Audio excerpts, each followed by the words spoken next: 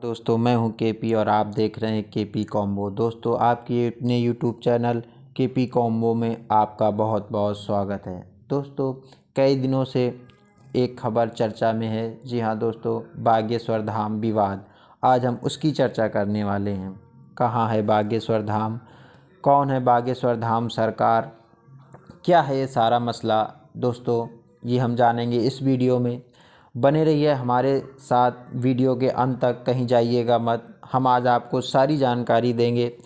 दोस्तों इसमें मेरा कोई मत नहीं है, मेरी कोई व्यक्तिगत राय नहीं है। पक्ष और विपक्ष जो होंगे वो हम आपके समक्ष रखेंगे एज ए टीचर। दोस्तों बागेश्वर धाम जो है ये मध्य प्रदेश के छतरपुर ज़िले के एक गढ़ा गांव में स्थित है। कहा जाता है महज ये 300 घरों से बना एक छोटा सा गांव है, जो कि इस समय इसकी स्थिति की बात करी जाए तो ये पूरे देश में चर्चा में रहता है और ये अपनी पहचान का मोहताज नहीं है, वो भी बागेश्वर धाम की वजह से। दोस्तों ये महज 300 घरों से बना ये घर, 300 घरों से बना ये गांव। यहाँ पे बात करी जाए दुकानों की, दोस्तों यहाँ पे लगभग 1000 से भी ज़्यादा यहाँ पे दुकानों हैं। लोगों के ज़्यादा आवागमन के कारण यहाँ पे खूब रोज़गार लोगों को मिलता है।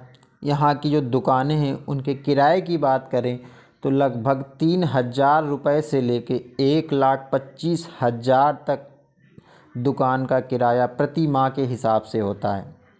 यहाँ जाने के लिए आपको 5 से 6 किलोमीटर पहले ही अपनी गाड़ी रोकनी होती है।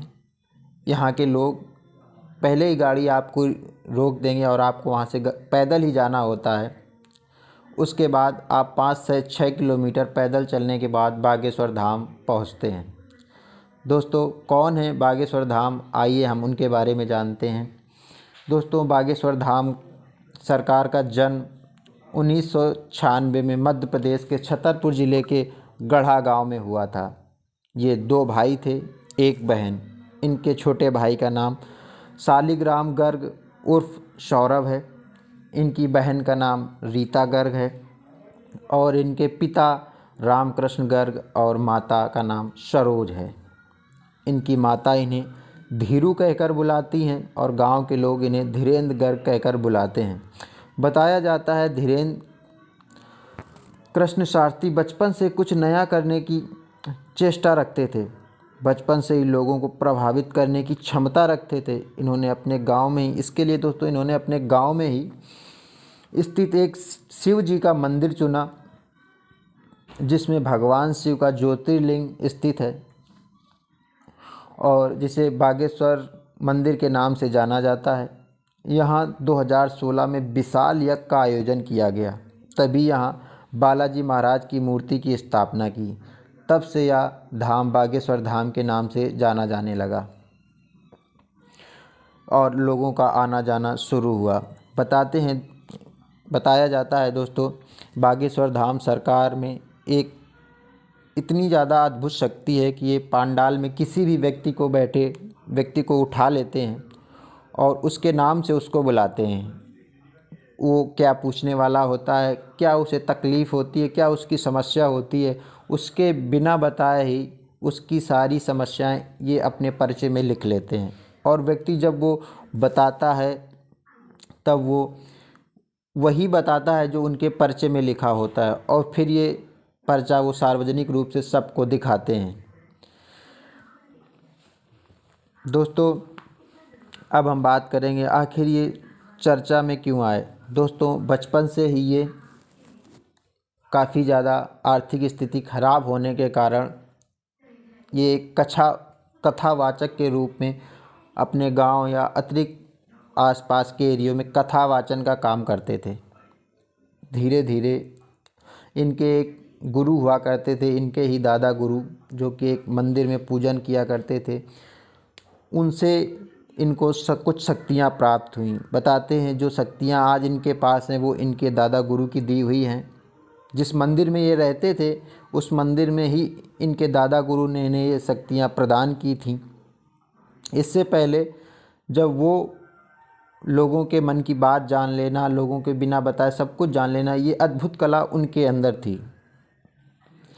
इसी के चलते दोस्तों ये दूर दूर कथा, भागवत, राम कथा आदि के लिए कई क्षेत्रों में जाया करते हैं। इसके लिए इन्हें ब्रिटेन की संसद के द्वारा सम्मानित भी किया जा चुका है। अब आप सोच रहे होंगे इतने ज़्यादा चर्चित होने के बाद भी आखिर आज ये चर्चा में क्यों आए। दोस्तों आज हम आपको बताएंगे बागेश्वर पीठाधीश धीरेन्द्र शास्त्री महाराष्ट्र के नागपुर में आयोजित राम कथा में हिस्सा लेने गए थे। यह कार्यक्रम 9 दिन का था, परंतु बागेश्वर धाम वहाँ से इसे महज 7 दिन में ही पूरा करके लौट गए। अब शुरू होता है दोस्तों यहाँ से सारा विवाद। इनके चले जाने के बाद इनके न चाहने वाले कहिए या इनके चमत्कार को न मानने वाले लोग इन पे एक सवाल खड़ा करते हैं। उनमें से एक व्यक्ति का नाम निकल के आता है जिनका नाम था श्याम मानव। जी हाँ दोस्तों, ये श्याम मानव कौन है आपको बता दें। ये महाराष्ट्र में एक कानून है, उस समिति के अध्यक्ष हैं। उस समिति का नाम है अंधश्रद्धा उन्मूलन समिति, उसके अध्यक्ष हैं ये। इनका दावा है कि इन्होंने पंडित जी से कहा था कि इनके 10 व्यक्ति जिनके बारे में पंडित जी को बताना था कि वो अगर जो इनके बताए हुए उन 10 व्यक्तियों के बारे में पंडित जी सही 90% भी बताते हैं तो 30 लाख का इनाम ये पंडित जी को देंगे। इनका दावा है इनके इस चैलेंज की वजह से पंडित जी अपने कार्यक्रम को 9 दिन के बजाय 7 दिन में ही ख़त्म करके चले गए। ये श्याम मानव का कहना है दोस्तों।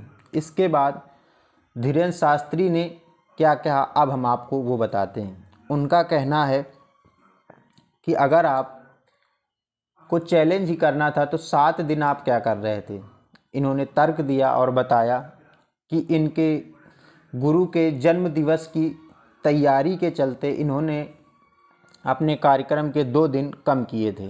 इस कारण से इन्होंने ये भी कहा अगर आप चैलेंज करना चाहते हैं तो इनका अगला कार्यक्रम रायपुर में होने वाला था, तो उसके लिए इन्होंने उन्हें आमंत्रित भी किया और कहा अगर आप आते हैं तो आपकी टीम का जो आने जाने का खर्चा होगा वो भी हम निर्वहन करेंगे और आके आप अपने चैलेंज को कर सकते हैं।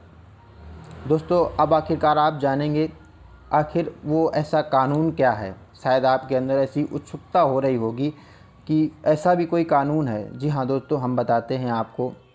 महाराष्ट्र के अंदर एक बना कानून है जो कि अंधश्रद्धा उन्मूलन समिति के तहत बना था। इस कानून इनके ऊपर जो शिकायतें दर्ज हुई दोस्तों वो 2 कानूनों के तहत हुई हैं। एक जो पहला कानून है उस कानून को हम बताते हैं। एक कानून है, एक्ट है 1954, यानी औषधि और जादुई उपचार आपत्तिजनक विज्ञापन अधिनियम 1954। दोस्तों इस कानून के अनुसार यह ऐसा कानून है जो जादुई गुणों का, दवा करने वाली दवाओं का और उसके विज्ञापन पर प्रतिबंध लगाता है। और दूसरा कानून है महाराष्ट्र का एक कानून है, महाराष्ट्र मानव बलिदान और अन्य अमानवीय बुराई और अघोरी प्रथा व काला जादू रोकथाम उन्मूलन एक्ट 2013। इन 2 कानूनों के तहत इनके ऊपर शिकायत दर्ज हुई है। इस कानून को लाने वाले एक व्यक्ति का नाम नरेंद्र दाभोलकर था। दोस्तों इस कानून में 12 क्लॉज हैं। हम आपको बता दें जब ये कानून महाराष्ट्र में लाया गया था इसका इतना ज़्यादा विरोध हुआ था कि इस कानून को जो ला रहे थे नरेंद्र दाभोलकर जी, इनकी हत्या तक इस कानून के लाने के चक्कर में हो गई थी। और जब इनकी हत्या हो गई थी, हम आपको बता दें उस हत्या में एक शूटर गिरफ्तार हुआ था जब अभी तक उसको सज़ा भी नहीं हुई है। ये वही कानून है अंधश्रद्धा उन्मूलन समिति, जिसके आज अध्यक्ष श्याम मानव हैं, जिन्होंने धीरेन्द्र शास्त्री पे शिकायत दर्ज करवाई है। दोस्तों, हमने आपको सारा विश्लेषण बता दिया, क्या है अंधश्रद्धा उन्मूलन, कौन से एक्ट के तहत इन पे शिकायत दर्ज हुई है, कहाँ है, सारी जानकारी हमने संक्षेप रूप में आप तक पहुंचाने का पूरा प्रयास किया।